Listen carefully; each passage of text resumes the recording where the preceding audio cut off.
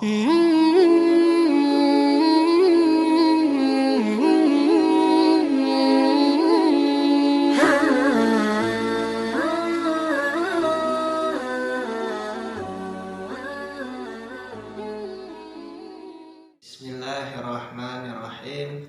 Assalamualaikum warahmatullahi wabarakatuh.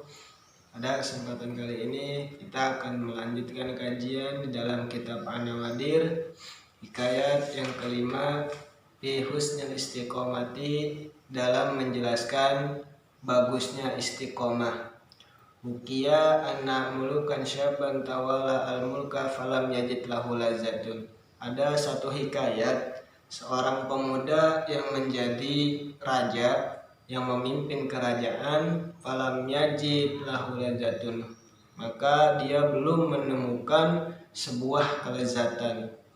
Faqala li jalasaihi, kemudian raja tersebut menanyakan hal ini kepada para menterinya.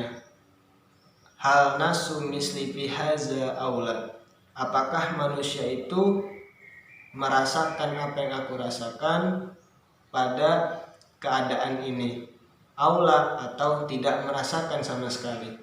Faqalu lahu, maka para menteri ini berkata kepada raja, inna nasa mustaqimuna, sungguhnya manusia itu mereka istiqomah terus menerus. Faqala lahum, kemudian berkata raja kepada para menteri, famaza yuqimuhu li, bagaimana engkau bisa mengistiqomahkan kepadaku? Qalu, berkata para menteri, yuqimuhu lakal ulama'u, yang bisa mengistiqomahkan diri engkau itu adalah para ulama. Fada'a bi ulama'i baladihi, kemudian raja tersebut mengundang para ulama yang ada di negerinya. Wa solahaiha, dan orang-orang soleh yang ada di negerinya. Wa qala lahum, kemudian raja tersebut berkata kepada ulama, berkata kepada orang soleh tadi, ijlisu indi, duduklah engkau di sampingku. Pas pama ra'aitum minni min ta'ati fa'amaruni biha, bila melihat engkau kepadaku dari berbuat taat, maka perintahkanlah kalian kepadaku dengan berbuat taat. Wa ma ra'aitum minni min maksiati fa'juruni anha, jika melihat engkau dariku berbuat maksiat, maka cegahlah kalian kepadaku dari aku berbuat maksiat. Faf'alu dzalika fastaqama lahul malaku arba'u mi'ati sanah, kemudian raja ini istiqomah selama 400 tahun lamanya. Setelah istiqomah 400 tahun lamanya, raja ini didatangkan oleh iblis. Faqala al-malaku lahu, kemudian raja berkata, nanya kepada iblis, man anta, siapa engkau? Qala, menjawab iblis, ana iblisun walakin ahbaroni man anta, saya iblis, walakin, dan tetapinya, ahbaroni man anta, kabarkanlah kepadaku siapa engkau sebenarnya. Qala, berkata raja, ana rajulun, kata raja, saya ini seorang laki-laki, min bani Adam, dari golongan keturunan putra anak Adam. Kemudian faqala lahu, iblis berkata, nanya lagi, berkata kepada si raja, lau kunta min bani Adam lamata kama yamutu banu Adam, jika engkau itu emang dari keturunan Bani Adam, maka engkau sudah mati. Kama yamutu banu Adam, sebagaimana telah matinya Bani Adam, anak keturunan Adam. Wa innama anta ilahun, dan pastinya engkau ini adalah seorang Tuhan, kata iblis. Fada'an nas ila ibadatika, maka kata iblis, ajaklah manusia untuk beribadah kepada engkau. Tuh kata iblis tadi bilang kepada raja.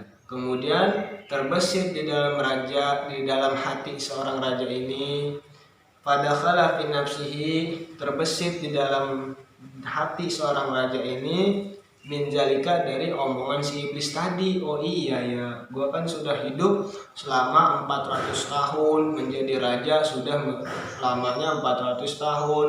Masa iya gua tergolong dari golongan Bani Adam, gua pastinya sudah mati dong. Seperti matinya keturunan Adam.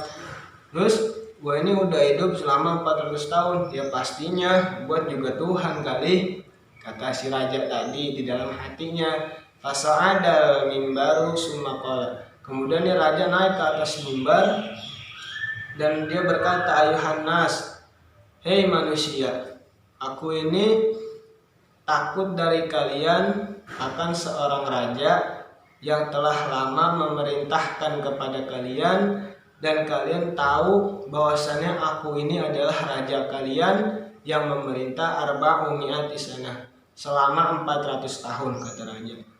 Kata raja, aku ini memerintahkan kalian waktunya sangat lama, selama 400 tahun.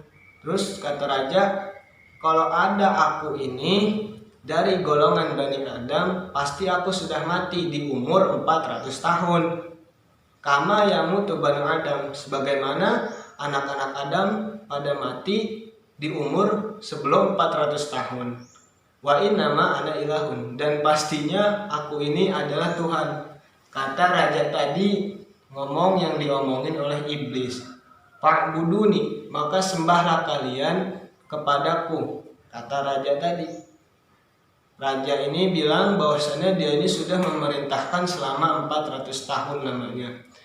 Yang dia ini dibisikan atau dibilang oleh iblis tadi, jika engkau keturunan Adam, yang engkau mah sudah mati kalau sudah berumur 400 tahun. Berarti engkau ini Tuhan dong, engkau hidup sudah 400 tahun lamanya. Kemudian raja menyeru kepada manusia untuk beribadah kepada dirinya.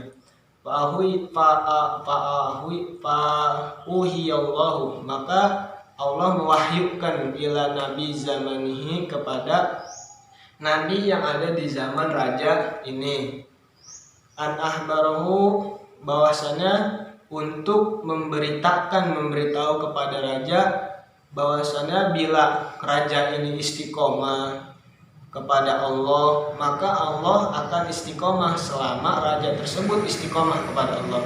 Maksudnya selalu berbuat kebaikan dan tidak berpaling kepada berbuat maksiat. Maka Allah bersumpah di sini, bahwa izzati wa jalali, demi zatku dan demi keagunganku, salitana ali Bukhtansor, Allah akan mengutus kepada raja tadi seorang yang bernama Bukhtansor. Bukhtansor ini adalah seorang raja Babilonia yang sudah memimpin selama 43 tahun lamanya. Fasolituhu, maka Allah mengutus kepada Bukhtansor alaihi, atas raja tadi.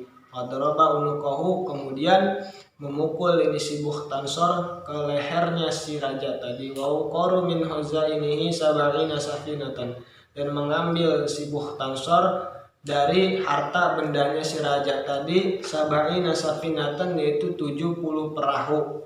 Yang 70 perahu ini minaz zahabi, terbuat dari emas. Jadi bisa kita ambil kesimpulan, kita ambil hikmah itibar dari hikayat yang kelima ini dalam menjelaskan bagusnya istiqomah.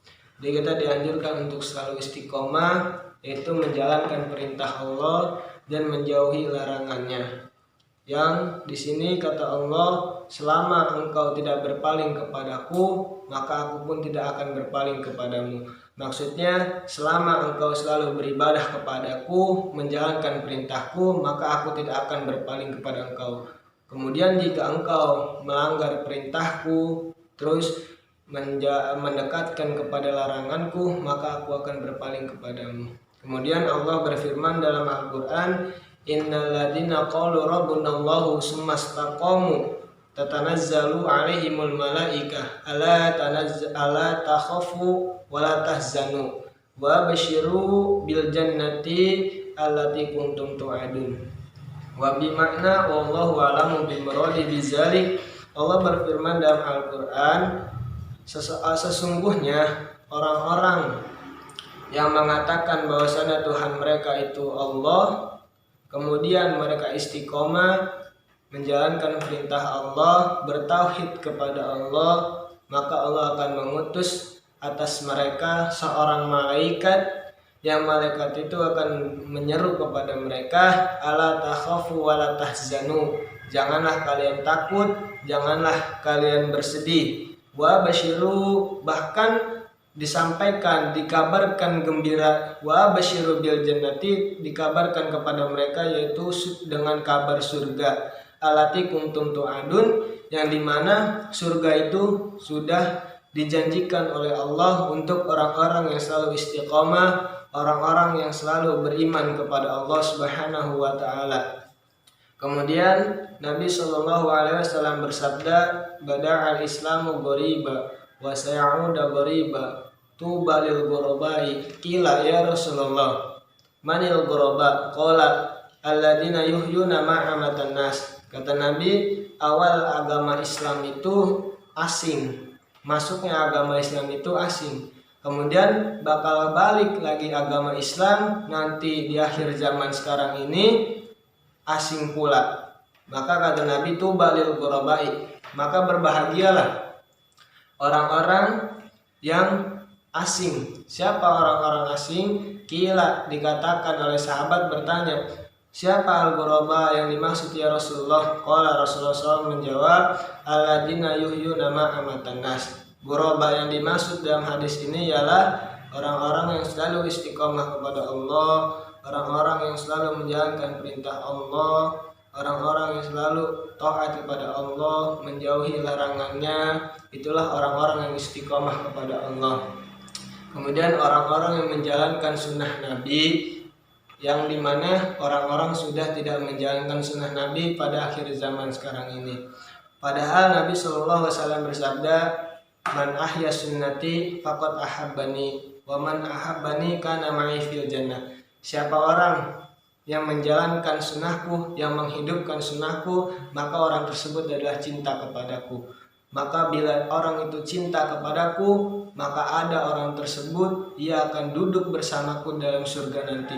Sungguh luar biasanya jika kita menjalankan perintah Nabi, menghidupkan sunnah Nabi. Dengan cara apa? Kita cara dengan istiqomah, selalu menjalankan perintah Allah, menjalankan perintah Rasulnya, menghidupkan sunnah Nabi.